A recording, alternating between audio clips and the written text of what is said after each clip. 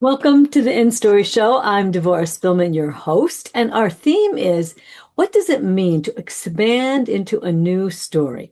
And how do you come out of hiding and dare to be seen for who you really are by saying yes to your soul and telling your story? Well, today I am thrilled to welcome Paula Brown. She is one of our InStory experts and InStory leadership team members. So, hi, Paula. Hi, Devorah and audience.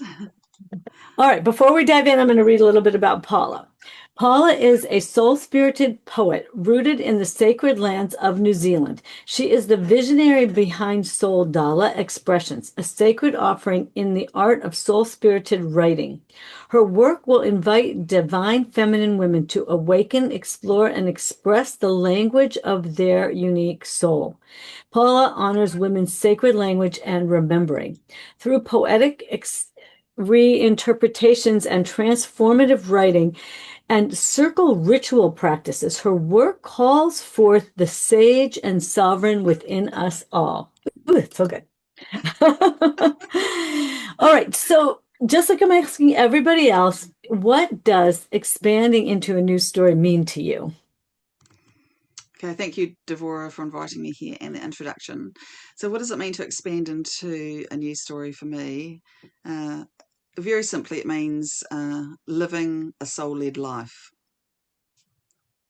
So, what a do you life mean? where so living a soul led life is a life where I live into my true, creative, soul spirited, divine feminine nature.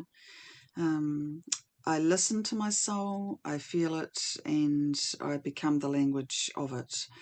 Um, a soul led life for me, it's also a life where the soul becomes my compass and my body becomes an oracle and the divine feminine becomes it is the rhythm that I walk by, and it's the life where I finally step into the woman that I was always meant to be. um, it also means carrying my personal intention daily and finding it and expressing soul spirited ways of honoring what my soul came here to do in my life. I, And yeah, I love that because, of course, we have everything, the soul story, everything. So it's so great. And Paula's been in my world for a while, and I really love to have the women who are in my in-story year, and Paula's now in my in-story leadership group team. But to just tell a little bit of your, what I call your in-story story, and how did you get in, how did you join, and how has it affected you? And it's going to lead to kind of this new work that Paul is now doing and how we got there. So maybe start us with a little bit of your in-story journey. so my in-story journey began back in May 2023. I began full-time care for my mother, who became very unwell, and I'm still full-time caregiver for her. I had been following Devorah for about a year, and I felt that I needed something to nourish my soul while I was doing this caring. I love Devorah's work, and I decided to join the Soul Story course first, 8-week course, and I absolutely loved that. And I felt the shift, I felt the transformation already beginning to happen within me, as in, doing the guided process work, going into creative and spiritual imagination. I felt my imagination and something shift with my creativity. I always believed I wasn't creative, couldn't be creative. um, and that then led me to that wonderful experience. I decided to join the 12-month program and met some wonderful women. And with Devorah's beautiful guidance and leadership and work, her magical work, things shifted even faster and stronger for me. So I actually had a creative download within about 3 months of the 12-month program, and I at the time I thought it was nothing, and it was what I later call soul dollar expressions, accessing the language of your unique soul, and that journey um, over the 12 months led me to exploring the language of the soul and writing poetry, writing what I call soul spirited poetry, and my whole creative poetic expression opened up like a rose. And I felt like it just bloomed and blossomed and continues to. It's now not just one bloom, it's growing into a field. Um, and it was absolutely a wonderful and amazing meeting and working with the other ladies. And I just feel like I have grown so much. I have felt the transformation. And it has given me a vision. It has taken me back to where I now believe, I was meant to walk. I was meant to be. And um, yeah, that's been fascinating, fabulous, and opened up a mythic part of me as well too. And it's so Mm. funny, we aren't going to go into it a lot, but in one of the other interviews Paul and I did, she told me that when she was a kid in school, right? Didn't you tell me that you had a Yes. teacher who told you couldn't just tell the brief of that, because I want people to see what's possible no matter what you were told when you were a kid. Yeah, when I was a kid, I was 15 and at English class, and I couldn't interpret a poem that the teacher presented to us, and I actually got put in detention for that. So I decided that I didn't like poetry, wasn't having anything to do with poetry at all. So yeah, that briefly that was my experience, and that stayed with me for years, years until I was in, my mid 50s. Mm. Right. And so a lot of times this is what happens, is that natural expressive part of ourselves gets shut down. But the good news is you do get to have it back. Like it does come back. And so Paul is in leadership, has been on the show before, but something new has developed. And I want you to tell me a little bit about this new area that has developed with your poetry that was somewhat both natural and surprising to you, and significant to me as well.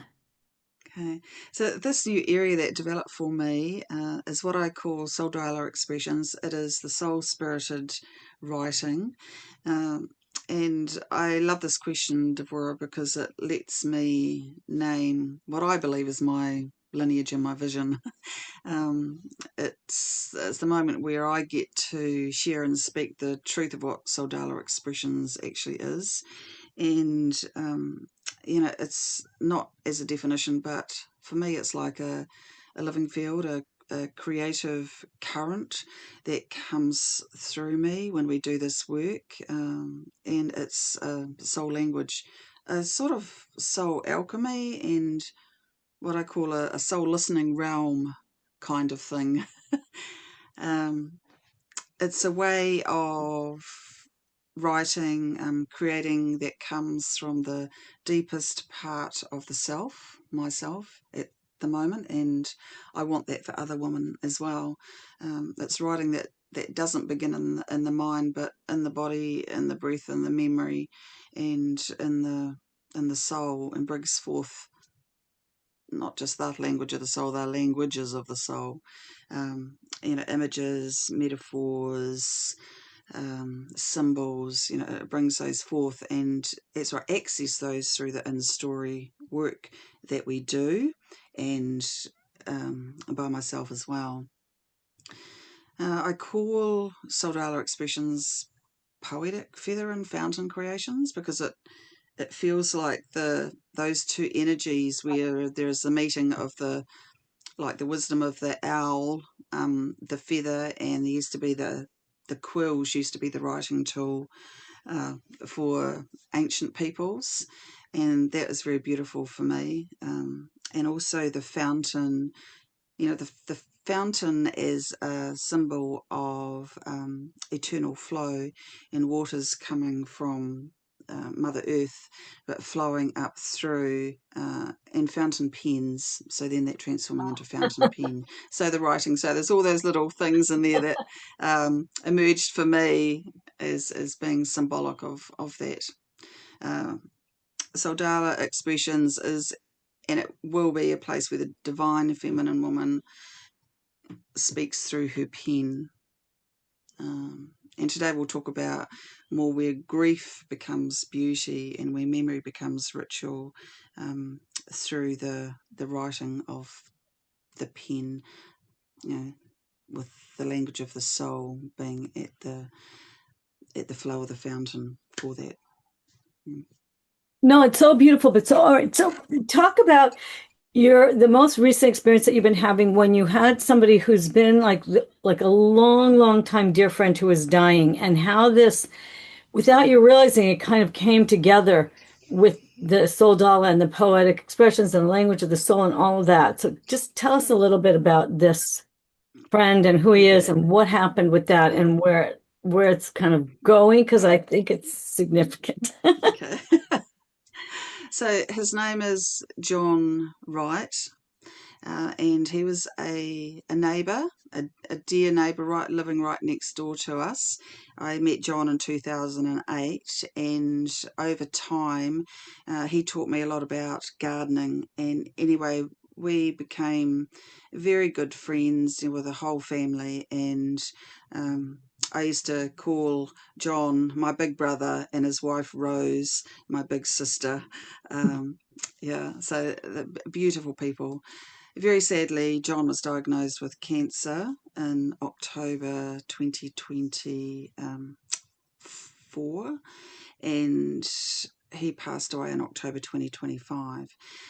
So my journey, what happened with John is that when he, shared with us that he had this diagnosis, and he only expected to survive about another 6 months.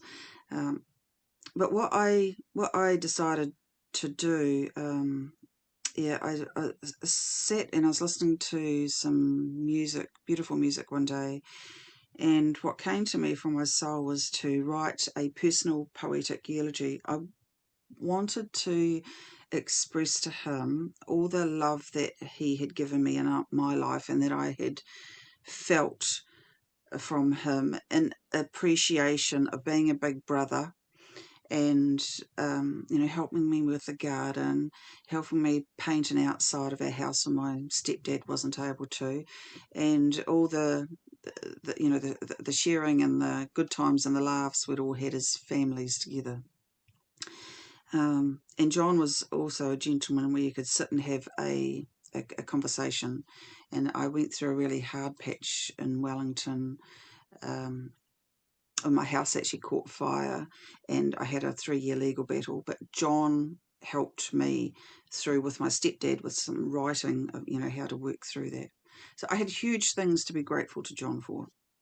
So, as I do when I access the language of my soul, I set hand on my heart, I do a meditation, and then I ask my soul, what does it want to express? What does my soul want to reveal to me?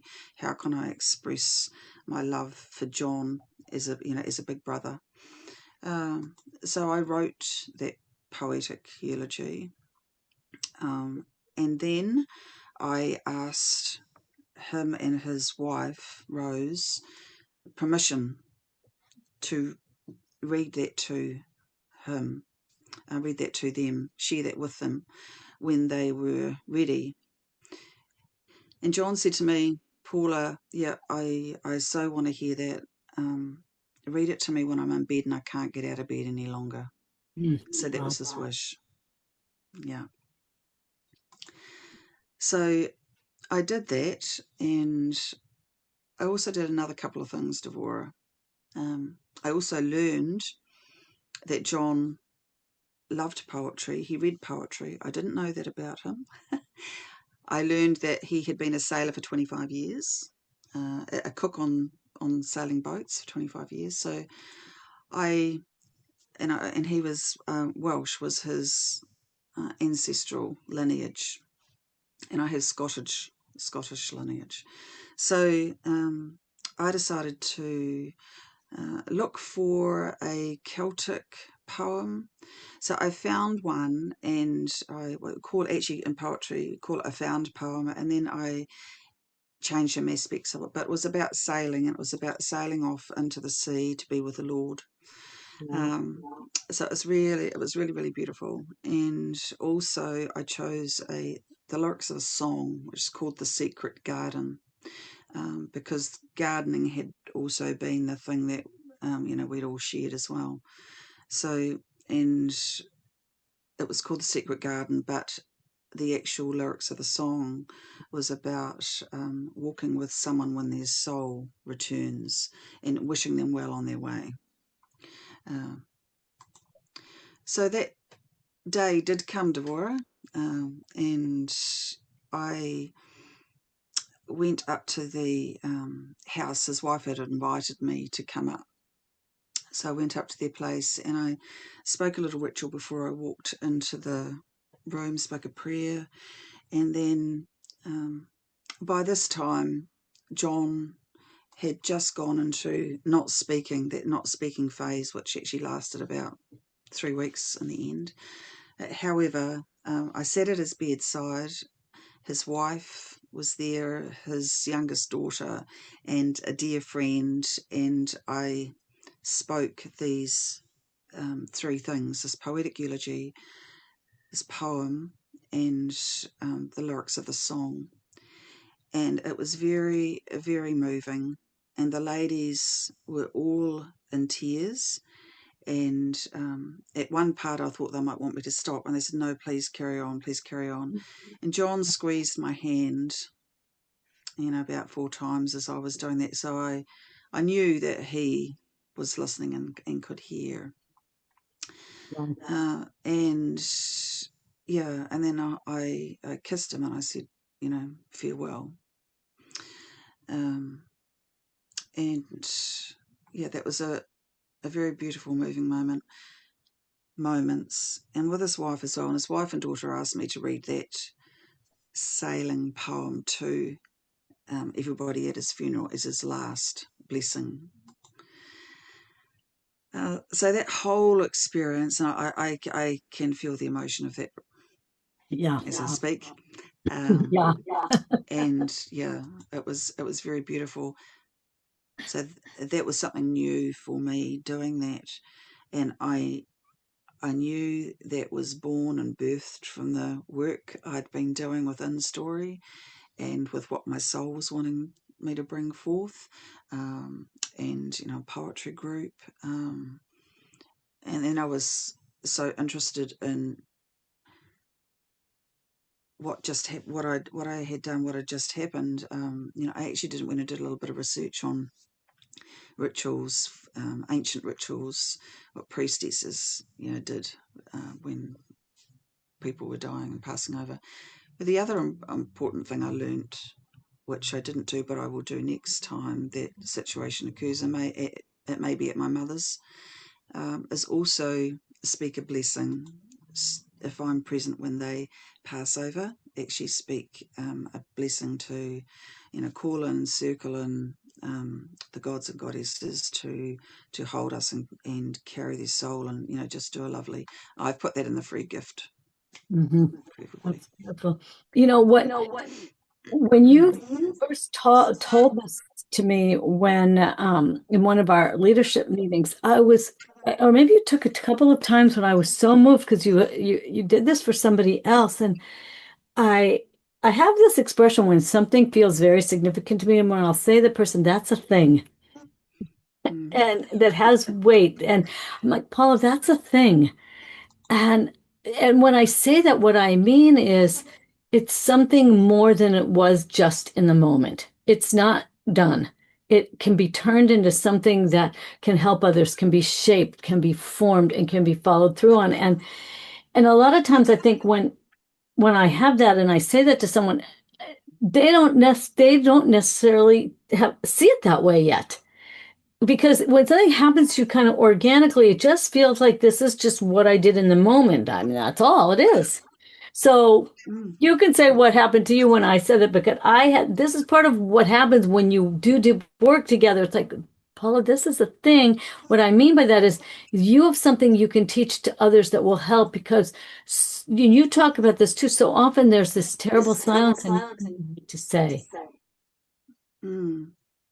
And Devorah, that moment that you said that to me, it was like my heart missed a beat. It was like literally like,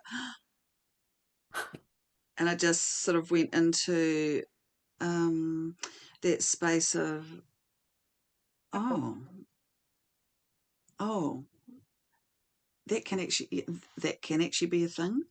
Like it went into that immediate questioning, and with all your wisdom, I thought Devorah is definitely seeing something here. And I love the way that Devorah shares with us when she sees something and she tells you something's a thing.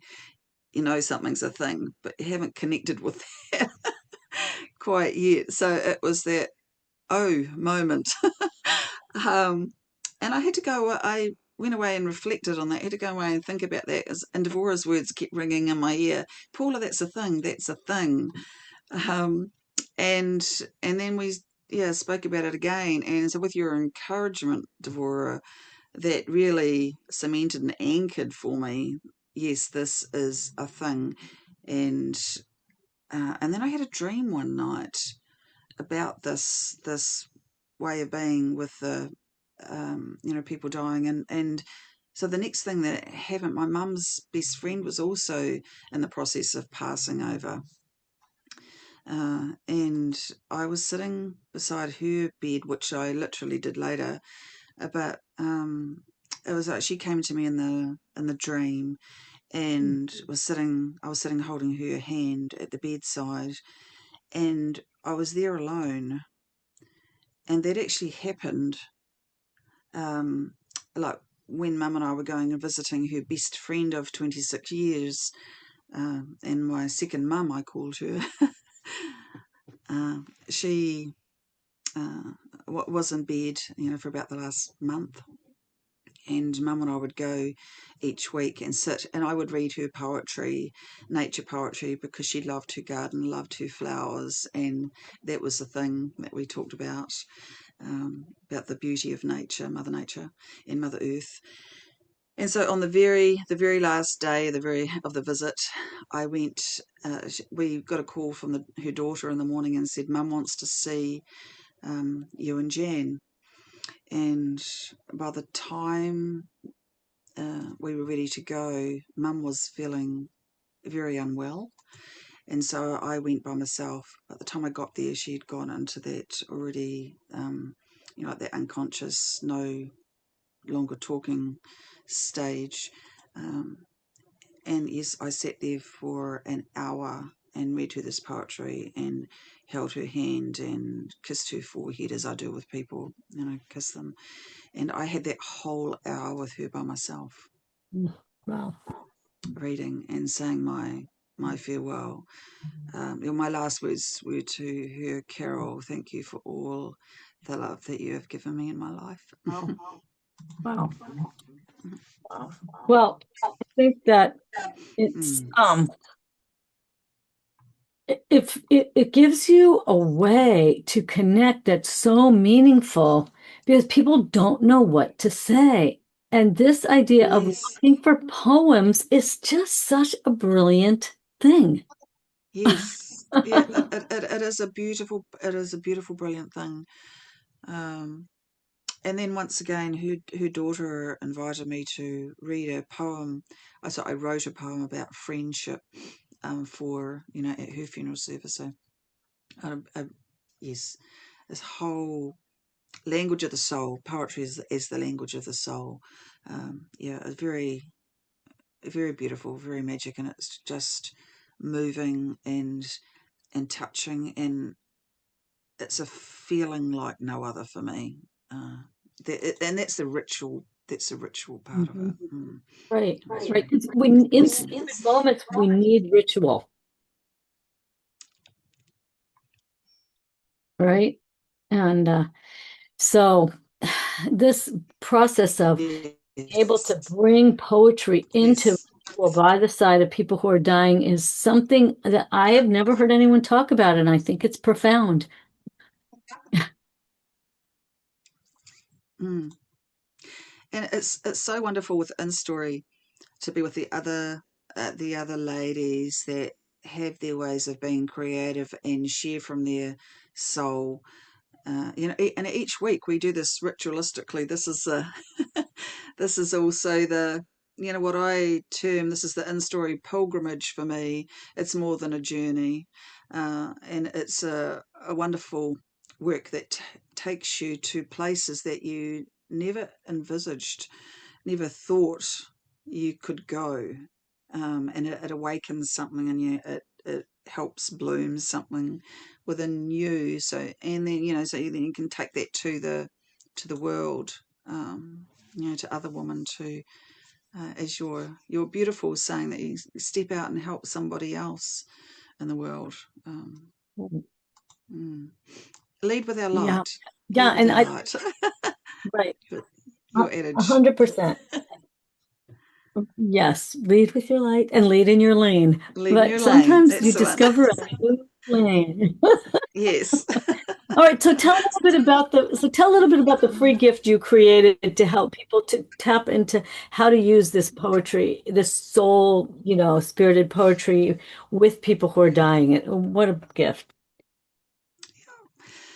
Thank you, Devorah. Yes, I've created quite a what I call as a lengthy gift. It's a gift edition for I've called it the Fountain of Sensuality, because the Fountain of Sensuality is one of the four elements of the four fountains that I'm creating in my Soul Dala expressions model. Uh, it is called Forever Farewells, and it's a sacred last words ritual. And what it is gives the reader uh, ideas, different ways of, for example, seeking permission from a family, a beloved one, to write and read something. Different ways that you can do that, as I expressed earlier, like actually writing a poem, speaking song lyrics, or um, just writing special words, but also, and then it gets down to the last words. So I've got some examples there of words that people can bloom into their own last words, but it's just like prompts just to give, or little short little sentences, sentence stems for people to have ideas of. Yes, I'd like to say that, or actually, that triggers something else. I want to say something else. Um, but it covers quite a bit, and at the end of that is a last prayer for when the person has passed over. And if you're present in the room and you want, and there's that silence, there's that cloak of silence comes into the room, um, to let that cloak of silence be there for a minute or two, and then to speak a blessing. So this is ritual work for the divine feminine woman from Mhm. my own my own interpretation. And um, I think because it's not spoken about these days much, Devorah. It's not ritualized like it used to be, and not everybody has any access to anybody else that would do it another way, that'd be religious or whatever. So this is purely myself being a woman, that in the absence of having any support or teachings, whatever. This is the only thing I did do was do a bit of research on the ancient rituals out of interest. But this is a in my opinion, the beautiful sensual way, that is infused with peace and mystery, and of course love. Mhm. For that person and the people that are in the room Yeah, when that moment comes. And it may be that it's before that moment comes. It may be your last visit is 3 weeks before. right. But it's a gift Yeah. It, for. it it- Mm, it's a sacred tool for how to bring words of meaning into a difficult moment. So mm, get the free gift, read through it, and take a moment to feel, what is it saying to you? Those of you who get it, what is it saying to you? Because unfortunately, we all end up with times that we're the person nearby when someone is leaving this world. And or when someone is in a long-term illness. It's like also a way to bring something beautiful to them. So click the link, get the free gift, read the whole thing, and then choose what parts awaken something in you. So really beautiful, Paula. So just leave us with one or two last thoughts before we wrap up. Okay, so just one more thing about the free gift. At the very end, I've got a reference list for you to, access some poets and that. And a treat which I haven't shared with Devorah yet is that there is a link in there for Quill of the Goddess by Jen Miller. In there is my first published poem, and Yay! it is called Rebirth in a Desert, and it is also about losing someone and coming through that journey.